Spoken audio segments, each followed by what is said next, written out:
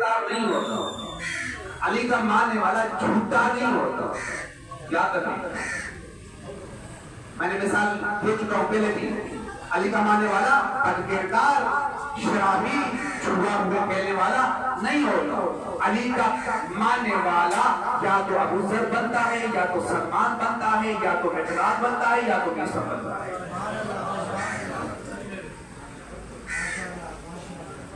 ایسے ہی ہے نا، میں نے جمعے پہ بھی یہی مثال دی تھی کہ حضرت سعدیہ وہ تو مرد ہے، علی کے ماننے والے مرد ہے۔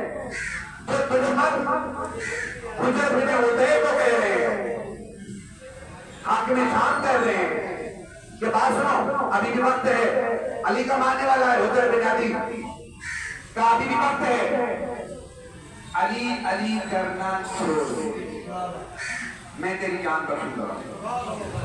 علی علی کرنا چھوڑ دے، حجر بن عدی علی کا ماننے والا ہے، علی علی کرنا چھوڑ دے، میں تیری اور تیرے خاندان کی جان بخشوں گا۔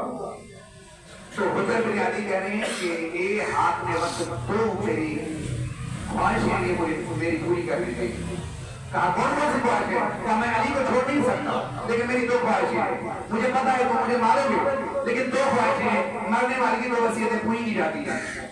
حجر بن عدی نے پہلے کہا مجھے 2 رکعت نماز پڑھنے دیں۔ ایک علی کا شیعہ نماز سے محبت رکھتا ہے، یاد رکھیے گا، اور جو شخص